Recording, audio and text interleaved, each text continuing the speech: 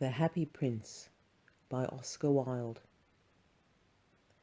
High above the city, on a tall column, stood the statue of the Happy Prince. He was gilded all over with thin leaves of fine gold. For eyes he had 2 bright sapphires, and a large red ruby glowed on his sword hilt. He was very much admired indeed. "He is as beautiful as a weathercock," remarked one of the town councillors, who wished to gain a reputation for having artistic tastes. "Only not quite so useful," he added, fearing lest people should think him unpractical, which he really was not.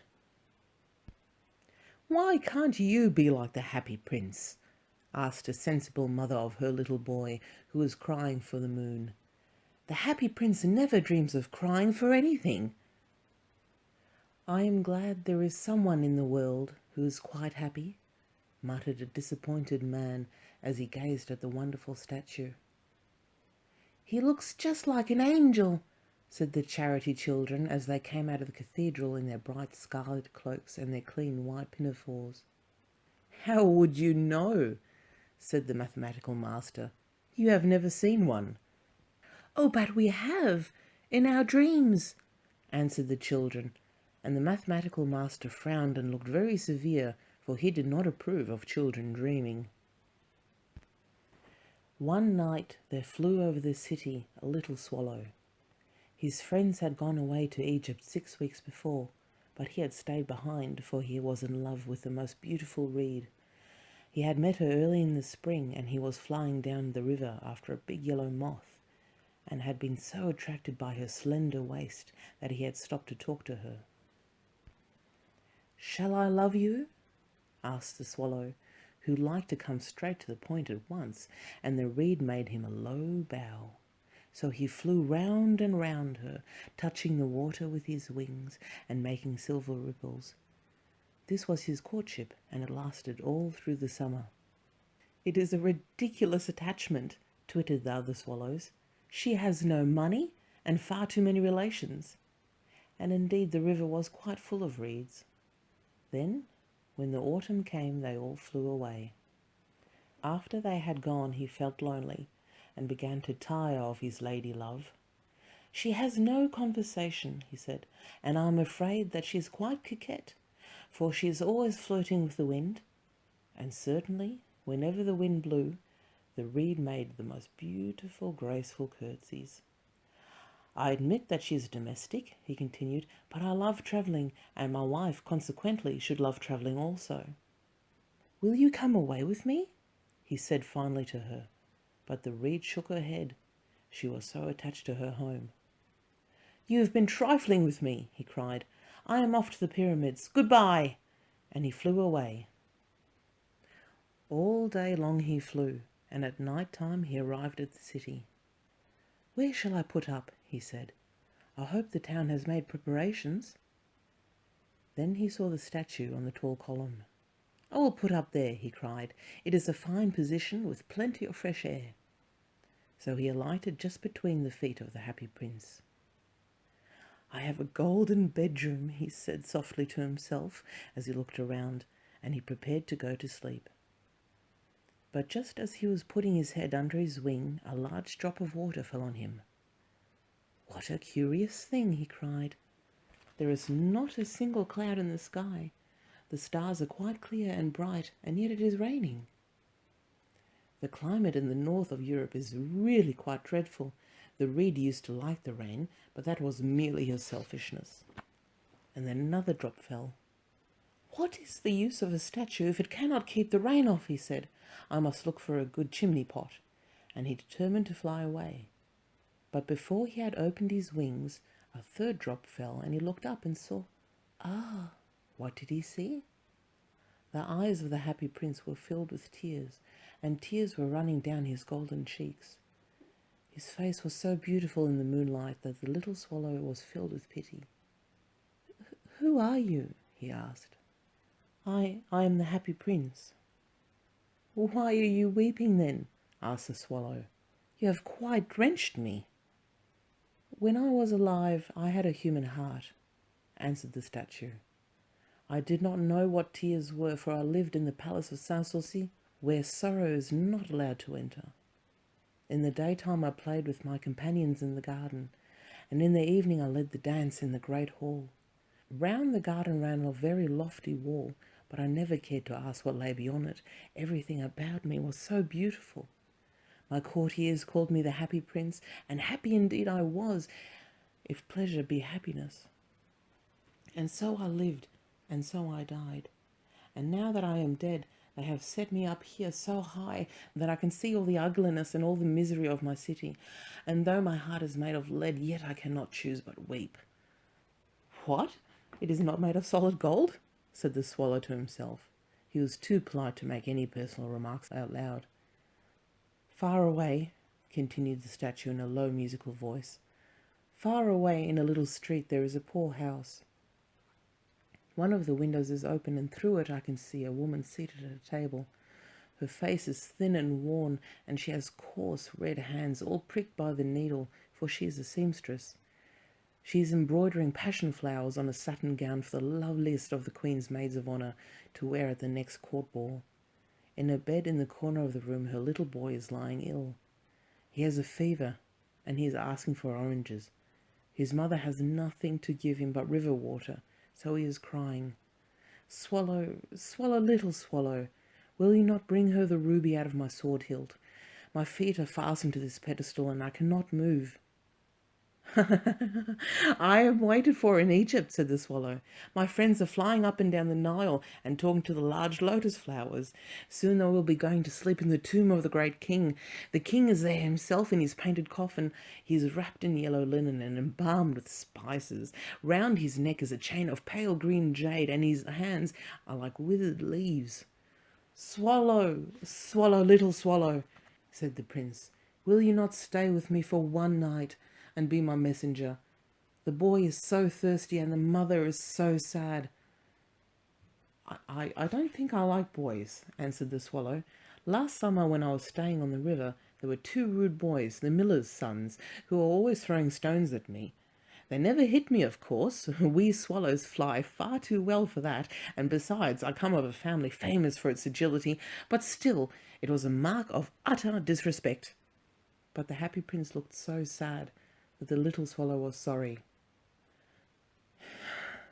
It is very cold here, but I will stay. I will stay for one night and be your messenger. Thank you, little swallow, said the prince. So the swallow picked out the great ruby from the prince's sword and flew away with it in his beak over the roofs of the town.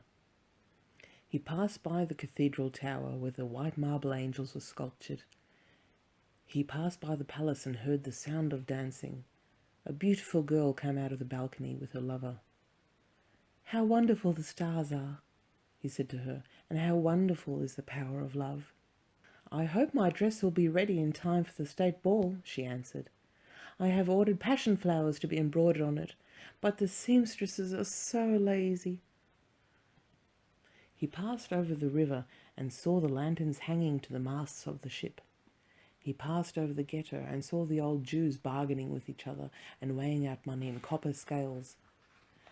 At last he came to the poorhouse and looked in. The boy was tossing feverishly on his bed, and the mother had fallen asleep, she was so tired. In he hopped and laid the great ruby on the table beside the woman's thimble. Then he flew gently round the bed, fanning the boy's forehead with his wings. How cool I feel, said the boy. I must be getting better. And he sank into a delicious slumber. Then the swallow flew back to the happy prince and told him what he had done.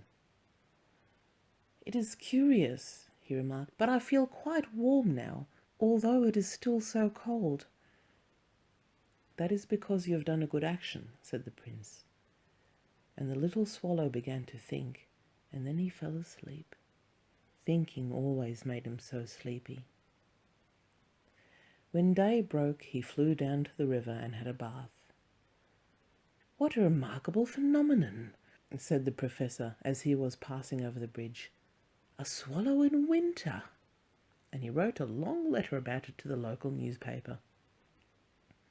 Everyone quoted it. It was full of so many words that they could not understand. Tonight I go to Egypt, said the Swallow, and he was in high spirits at the prospect. He visited all the public monuments and sat quite a long time on the top of the church steeple. Wherever he went, the swallows chirruped and said to each other, "What a distinguished stranger!" So he enjoyed himself very much. When the moon rose, he flew back to the happy prince. "Have you any commissions for Egypt?" he cried. "I am just starting." "Swallow, swallow, little swallow," said the prince, "will you not stay with me one more night?" "I can't. I am waited for in Egypt," answered the swallow. "Tomorrow my friends will fly up to the second cataract. The river horse couches there among the bulrushes, and on a great granite throne sits the god Memnon. All night long he watches the stars, and when the morning star shines he utters one cry of joy, and then he is silent.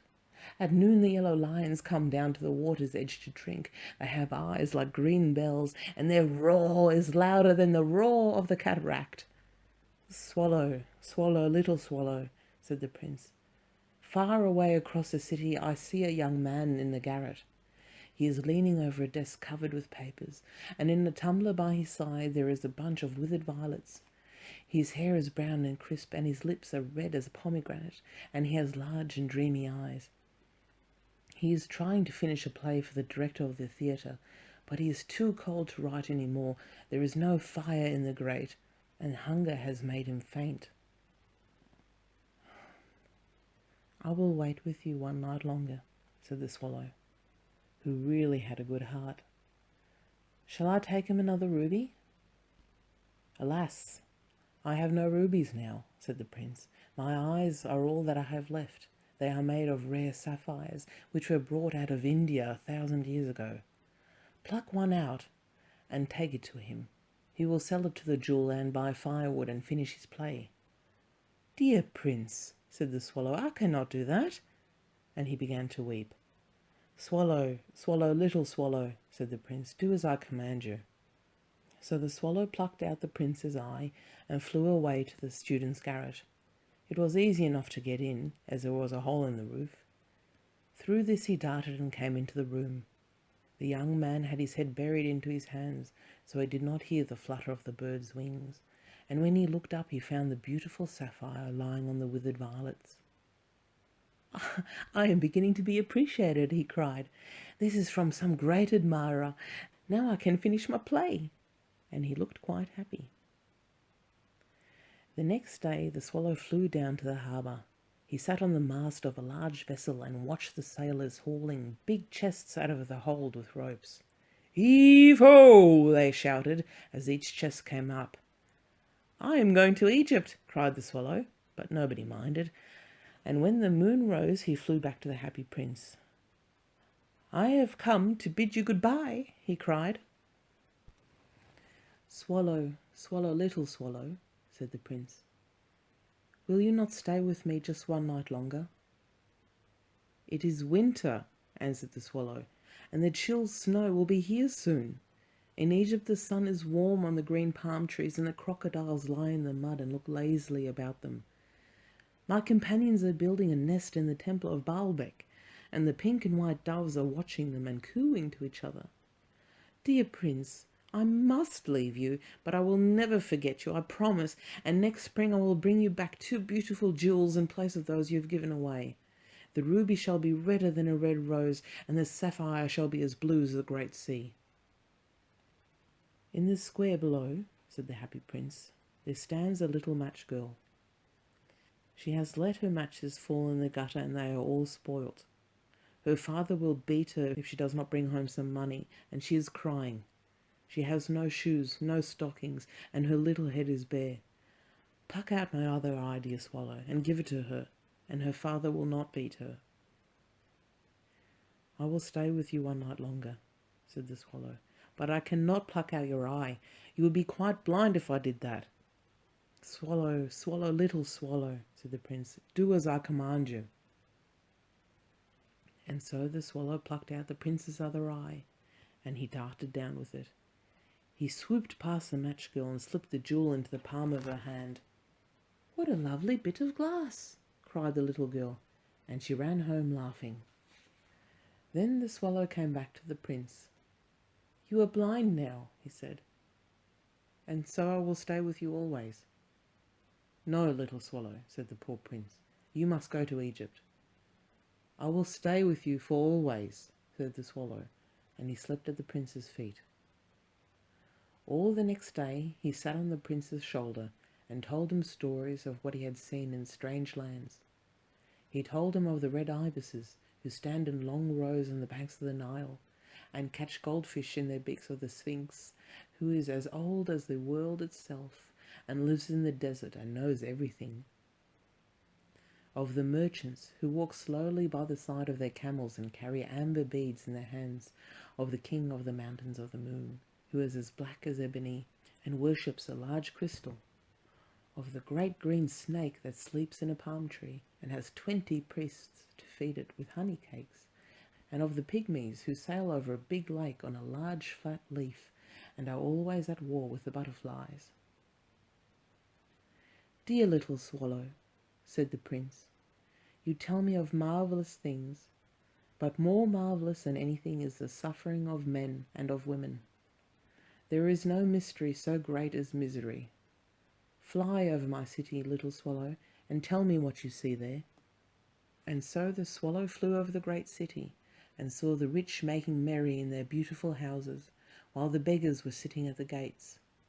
He flew into dark lanes and saw the white faces of starving children looking out listlessly at the black streets.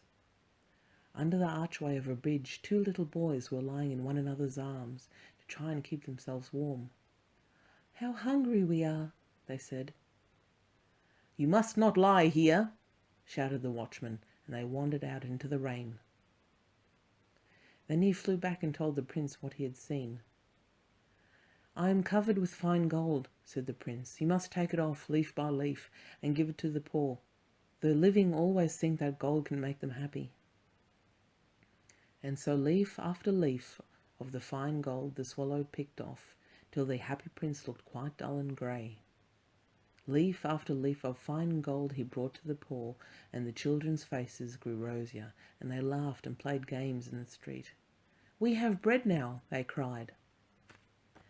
Then the snow came, and after the snow came the frost. The streets looked as if they were made of silver.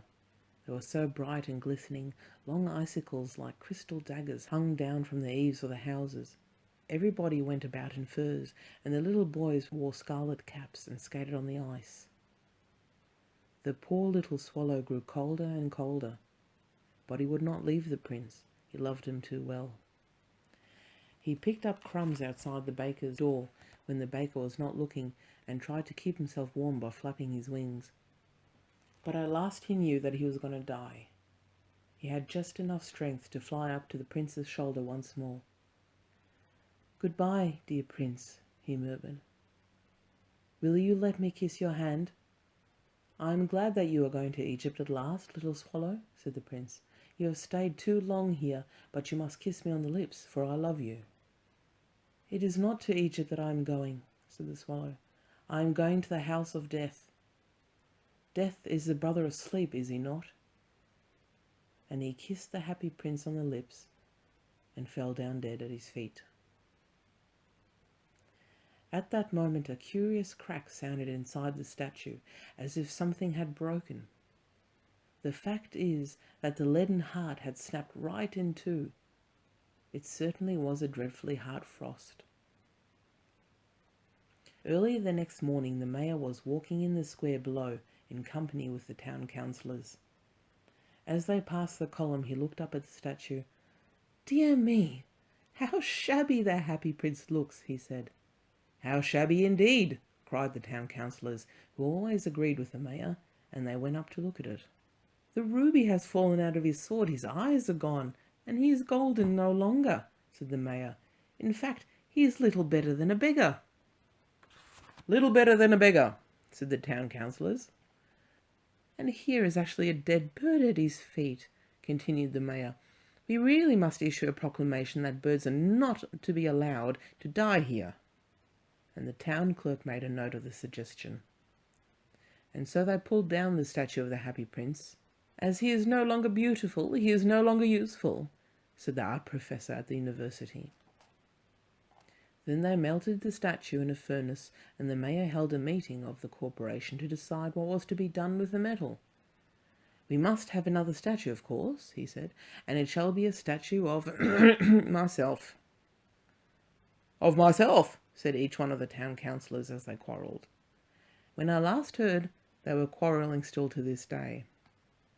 "What a strange thing," said the overseer of the workmen of the foundry. "This broken lead heart will not melt in my furnace. We must throw it away." So they threw it on a dust heap where the dead swallow was also lying. "Bring me the two most precious things in the city," said God to one of his angels, and the angel brought him the leaden heart and the dead bird. "You have rightly chosen," said God, "for in my garden of paradise this little bird shall sing for evermore, and in my city of gold the happy prince shall praise me forever." The end.